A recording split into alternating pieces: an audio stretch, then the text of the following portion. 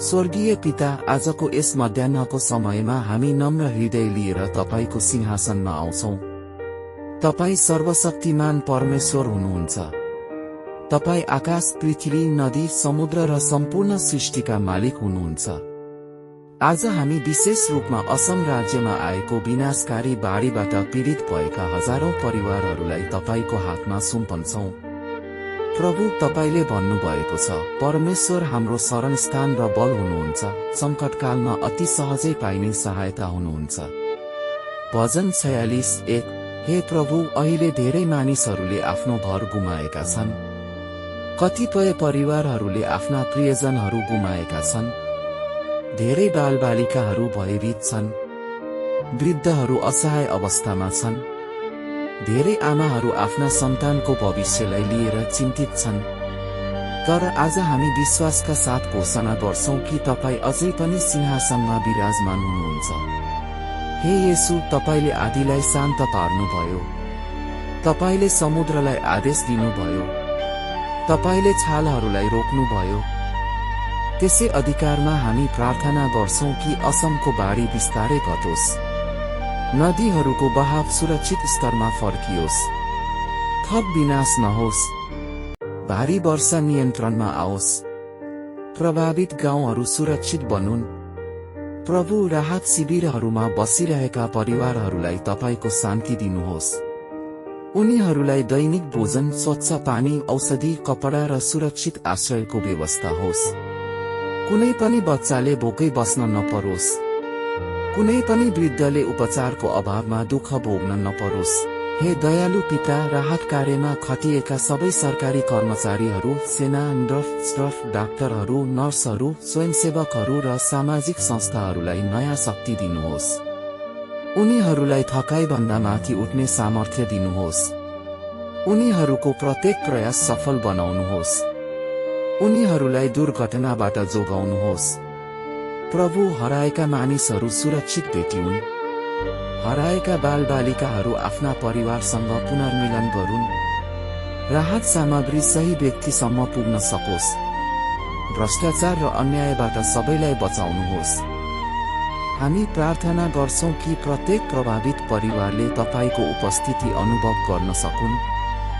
जब उनीहरू रोइरहेका हुन्छन्, तपाई उनीहरूको आँसु पुछिदिनुहोस्। जब उनीहरू निराश हुन्छन्, तपाई आशाको ज्योति बन्नुहोस्। जब उनीहरू डराउँछन्, तपाई उनीहरूको साहस बन्नुहोस्। प्रभु येशू, तपाईले भन्नुभयो, शान्ति म तिमीहरूलाई छोड्छु, मेरो शान्ति म तिमीहरूलाई दिन्छु। यूहन्ना 4:27। त्यही स्वर्गीय शान्ति अहिले प्रत्येक राहत शिविरमा फैलियोस्। प्रत्येक अस्पतालमा फैलियोस्। प्रत्येक गाउँमा फैलियोस्।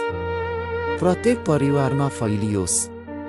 हे परमेश्वर, धेरै किसानहरूको खेत बगाएको छ। धेरै पशुधन नष्ट भएको छ। धेरै मानिसहरूको वर्षौंको मेहनत एकै क्षणमा समाप्त भएको छ। तर तपाई पुनर्स्थापनाका परमेश्वर हुनुहुन्छ। हामी विश्वास गर्छौं कि तपाईले उनीहरूको जीवन फेरि निर्माण गर्नुहुनेछ। नयाँ अवसरहरू दिनुहुनेछ। नयाँ घरहरू बन्नेछन्। नयाँ आशाहरू जन्मिनेछन्। नयाँ जीवन सुरु हुनेछ। प्रभु, असमका सबै चर्चहरूलाई पनि बल दिनुहोस्। विश्वासीहरूलाई प्रेममा एकताबद्ध बनाउनुहोस्। उनीहरूलाई राहत, प्रार्थना र सेवामा सक्रिय बनाउनुहोस्। तपाईको प्रेम कर्मद्वारा प्रकट होस्। आज हामी विशेष रूपमा बालबालिकाहरूका लागि प्रार्थना गर्छौं। उनीहरूको मनबाट डर हटाउनुहोस्। उनीहरूलाई सुरक्षित राख्नुहोस्। रोगहरूबाट जोगाउनुहोस्।